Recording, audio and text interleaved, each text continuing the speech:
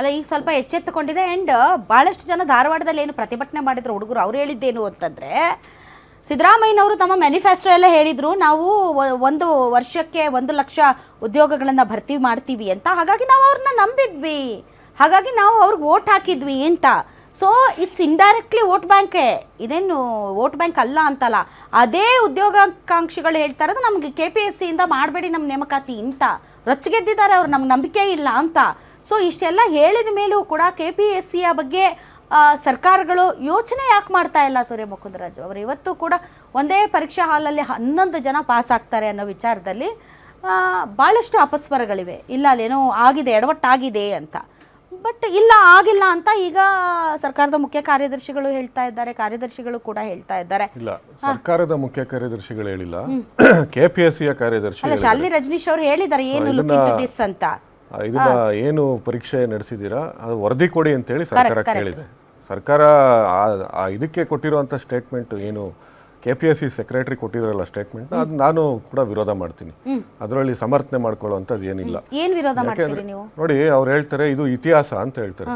ಏನು ಇತಿಹಾಸ ಅಂದ್ರೆ? ಒಂದೇ ಕಡೆ 10 ಜನ ಒಂದೇ ಹಾಲಲ್ಲಿ ಕೂತಿರುವಂತ 10 ಜನ ಪಾಸ್ ಆಗಿದ್ದಾರೆ ಅನ್ನೋದು ಕೂಡ ಇತಿಹಾಸ ಅಂತ ಹೇಳ್ತಾರೆ. ಸೃಷ್ಟಿ ಮಾಡೋರು ಇದ್ರೆ ಮಾಡ್ಬಿಡ್ತಾರೆ ನೀವು ಇತಿಹಾಸನ. ಆ ತರ ಹೇಳಿಕೆ ಕೊಡುವಂಥದ್ದು ಇದೆಯಲ್ಲ, ಅದು ತೀರಾ ಒಪ್ಪುವಂಥದ್ದೇನಲ್ಲ.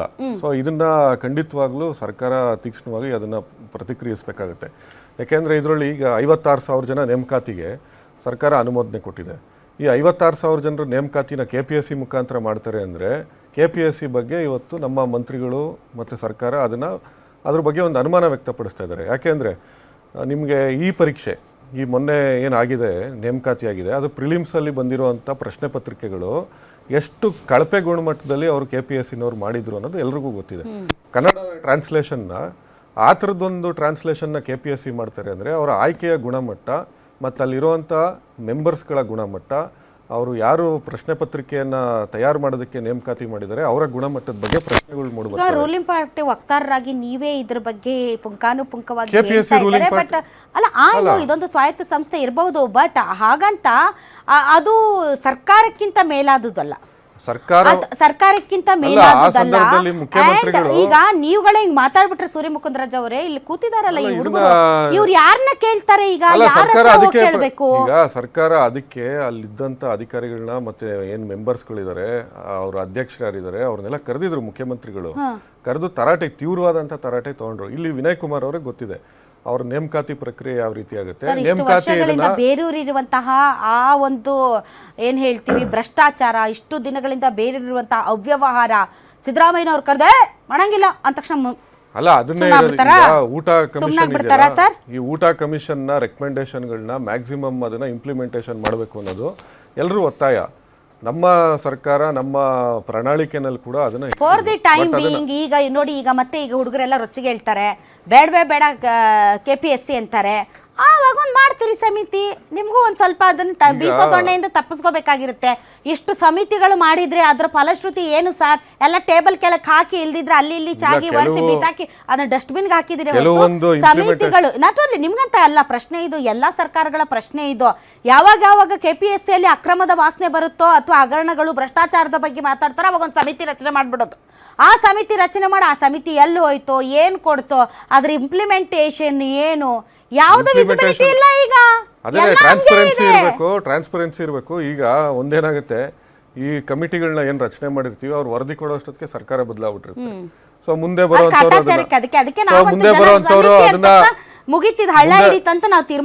ಬರುವಂತವ್ರು ಅದನ್ನ ಯಾವ ರೀತಿ ಇಂಪ್ಲಿಮೆಂಟೇಷನ್ ಮಾಡ್ತಾರೆ ಅನ್ನೋದು ಮುಖ್ಯ ಆಗುತ್ತೆ. ಆಮೇಲೆ ನೋಡಿ, ಈ ಸತಿ ಆಗಿರುವಂತದ್ದು ವಿನಯ್ ಅವರು ಹೇಳಿದ್ರು, ಸಮ್ಮಿಶ್ರ ಸರ್ಕಾರ ಇದ್ದಾಗ ಮತ್ತೆ BJP ಸರ್ಕಾರ ಇದ್ದಂಥ ಸಂದರ್ಭದಲ್ಲಿ ನೇಮಕಾತಿ ಆದ್ರು ಅಂತ. ಕಳೆದ ಬಾರಿ ಏನು ಸರ್ಕಾರ ರಚನೆ ಮಾಡೋದಕ್ಕೆ ಇವರು ಆಪರೇಷನ್ ಕಮಲ ಮಾಡಿದ್ರು, 15 ಜನ ಶಾಸಕರುಗಳನ್ನ ಬಾಂಬೆ ಕರ್ಕೊಂಡೋದ್ರಲ್ಲ, ನಮ್ಮ ಮತ್ತು JDSನ ಸಮ್ಮಿಶ್ರ ಸರ್ಕಾರ ಬೀಳ್ಸೋದಕ್ಕೆ. ಆ ಸಂದರ್ಭದಲ್ಲಿ ಒಬ್ಬರು ಶಾಸಕರ ಅಳಿಯ MTB ನಾಗರಾಜ್ ಅವರು ಅಳಿಯಂಗೆ ಒಂದು ಕೋಟಾ ಫಿಕ್ಸ್ ಮಾಡಿ ಅವರನ್ನ ಕಾಂಟ್ರಾಕ್ಟರ್ನ ಕರ್ಕೊಂಡ್ಬಂದ್ಬಿಟ್ಟು ಇವ್ರು KPSC ಮೆಂಬರ್ ಮಾಡ್ತಾರೆ BJP ಅವರು.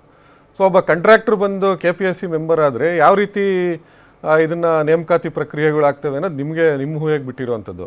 ಈಗ ಅವ್ರನ್ನ ಕಿತಾಕಕ್ಕೆ ನಮ್ಮ ಸರ್ಕಾರದಲ್ಲಿ ಅಧಿಕಾರ ಇಲ್ಲ, ನಮ್ಮ ಸರ್ಕಾರದಲ್ಲಿ ಅದನ್ನ ಕಿತಾಕಕ್ಕೆ ಅಧಿಕಾರ ಇಲ್ಲ. ಸೊ ಈ ತರದ್ದೊಂದು ಇದನ್ನ ಸುಳ್ಳಲ್ಲ, ನಾವು ಮಾಡಿದ್ದೀವಿ, ಹೌದು ಒಪ್ಕೋತೀವಿ. ಈಗ ಇಂಥವ್ರನ್ನ ಮಾಡಿ ಈಗ 6 ವರ್ಷ ನಾವು ಮಾಡಿದೀವಿ, ಹೌದು ನೀವು ಮಾಡಿಲ್ವಾ? ಅಲ್ಲ, ಈ ತರದವ್ರನ್ನ ಯಾವ ರೀತಿ ಯಾಕೆ ಮಾಡ್ತಾರೆ ತುಂಬಾ ಚೆನ್ನಾಗಿದೆ, ಕರೆಕ್ಟ್. ನೀವು ಎಕ್ಸ್ಪೋಸ್ ಆಗ್ಬೇಕು ಈ ಯಾವ ನೀವುಗಳು. ಯಾವ ಮಾನದಂಡದ ಮೇಲೆ, ಯಾವ ಅರ್ಹತೆ ಮೇಲೆ ಇಂಥವ್ರನ್ನ ಕರ್ಕೊಂಬಂದು KPSC ಮಂಗಳಾ ಶ್ರೀಧರ್, ಬಿಜೆಪಿ ಅವಧಿನಲ್ಲಿ ಆದಂತ ಮಂಗಳಾ ಶ್ರೀಧರ್ ಅವರು 2011ರಲ್ಲಿ ಲೋಕಾಯುಕ್ತ ಟ್ರ್ಯಾಪಲ್ಲಿ ಸಿಗಾಕೊಂತಾರೆ.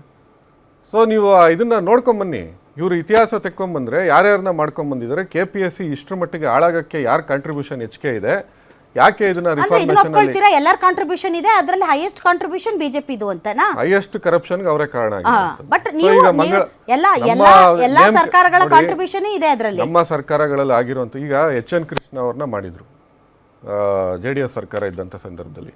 ಯಡಿಯೂರಪ್ಪ ಅವ್ರನ್ನ ಜೈಲಿಗೆ ಕಳಿಸಿದ್ರು ಅನ್ನೋ ಒಂದೇ ಒಂದು ಕಾರಣಕ್ಕೋಸ್ಕರ HN ಕೃಷ್ಣ ಅವ್ರನ್ನೂ ಕೂಡ ಅರೆಸ್ಟ್ ಮಾಡಿಸಿ ಜೈಲಿಗೆ ಕಳಿಸಿದ್ರು. ಅದರೊಳಗೆ ಆಗಿರುವಂಥ ಭ್ರಷ್ಟಾಚಾರ ಇದೆ, ಒಂದು ಸಮುದಾಯಕ್ಕೋಸ್ಕರ ಇವರು ಮಾಡಿದ್ದಾರೆ, HN ಕೃಷ್ಣ ಅವ್ರ ಮೇಲೆ ಆರೋಪಗಳನ್ನ ಮಾಡಿದ್ರು. ಸೊ ಇವತ್ತು ಈ ಮಟ್ಟಕ್ಕೆ KPSC ಈ ಗುಣಮಟ್ಟಕ್ಕೆ ತೊಗೊಂಬಂದು ಇಟ್ಟಂಥ ಕಾಂಟ್ರಿಬ್ಯೂಷನಲ್ಲಿ ಅವರಿಬ್ರದ್ದು ಪಾಲು ಜಾಸ್ತಿ ಇದೆ.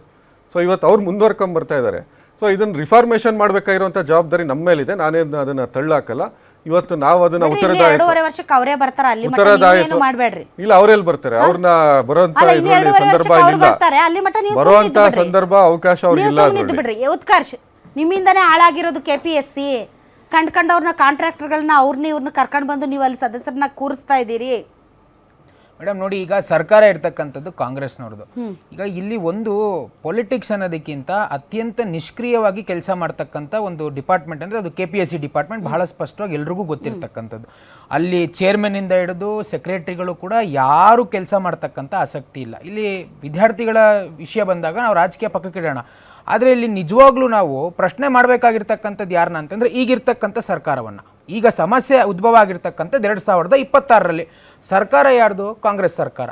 ಈಗ ನೀವು ಮೆಂಬರ್ಸನ್ನು ನಾಮಿನೇಟ್ ಮಾಡುವಂಥ ಸಂದರ್ಭ, ನಾವೇನೋ ಅವ್ಯವಹಾರ ಮಾಡಿದ್ವಿ, ನಾವೇನೋ ಕಳ್ಳಾಟ ಮಾಡಿದ್ವಿ, ನಾವೇನೋ ಭ್ರಷ್ಟಾಚಾರ ಮಾಡಿದ್ವಿ, ನಾವೇನೋ ಬೇರೆ ಬೇರೆ ಏನೇನೋ ಮಾಡಿದ್ವಿ, ಆದರೆ ಅದನ್ನ ನೀವು ಸರಿ ಮಾಡಬೇಕಲ್ಲ. ಅಲ್ಲ, ನೀವು ನಮ್ಮ ಗೌರ್ಮೆಂಟ್ ಇದ್ದಾಗ ಅನೇಕ ರೀತಿಯ ಮೆಜರ್ಸ್ ಅನ್ನ ಯಡಿಯೂರಪ್ಪ ಸಾಹೇಬರು ಬೊಮ್ಮಾಯಿಯವರು ತರುವಂತಹ ನಿಟ್ಟಿನಲ್ಲಿ ಮಾಡಿದ್ರು, ಡಿಜಿಟಲೈಸೇಷನ್ ಮಾಡಿದಂಥದ್ದು ಮತ್ತೆ ನೇಮಕಾತಿ ವಿಚಾರದಲ್ಲಿ. ಈಗ ಪದೇ ಪದೇ ಉದ್ಭವ ಆಗ್ತಾ ಇರ್ತಕ್ಕಂಥದ್ದು ಕಾಂಗ್ರೆಸ್ ಇದ್ದಾಗ ಯಾಕೆ ಮತ್ತೆ ಹೋದ ವರ್ಷ ಮಾಡಿದ್ರು, ಇದೇ ವಿದ್ಯಾರ್ಥಿಗಳು ಬೀದಿಗಿಳಿದ್ರು, ಮತ್ತೆ ಮಾಡಿ ಅಂತ ಮಾಡಿದಾಗ ಮತ್ತೆ ಯಾಕೆ ಸಮಸ್ಯೆ ಆಯಿತು? ಈಗ ನಮಗೆ ಮೂಲಭೂತವಾಗಿ ವಿದ್ಯಾರ್ಥಿಗಳು ನಾವು ಕೇಳ್ತಕ್ಕಂಥ ಒಬ್ಬ ಸಾರ್ವಜನಿಕವಾಗಿ ನಾನು ಪ್ರಶ್ನೆ ಕೇಳ್ತೀನಿ, ಒಂದೇ ಸೆಂಟ್ರಲ್ 35 ಜನ ಪಾಸ್ ಆದರೆ ಅದಾಗಿರ್ಬೋದು ಅಂತ ಉತ್ತರ ಕೊಡ್ತಾರೆ ಅವರು ಅವರು KPSC ಮೆಂಬರು. ಒಂದೇ ಫ್ಯಾಮಿಲಿ 8 ಜನ ಪಾಸ್ ಆಗ್ತಾರೆ. ಮತ್ತು ನೀವು ಹಾಲ್ ಟಿಕೆಟ್ ಕೊಡಬೇಕಾದ್ರೆ ನೋಡಿ ಮೇಡಮ್, ನೀವು ಯಾವ ಆರ್ಡ್ರಲ್ಲಿ ಕೊಡ್ತೀರೋ ಹಾಲ್ ಟಿಕೆಟ್ ಕೊಡಬೇಕಾದ್ರೆ ಸೀರಿಯಲ್ ನಂಬರ್ 1 ಬರ್ತೀರಲ್ವಾ,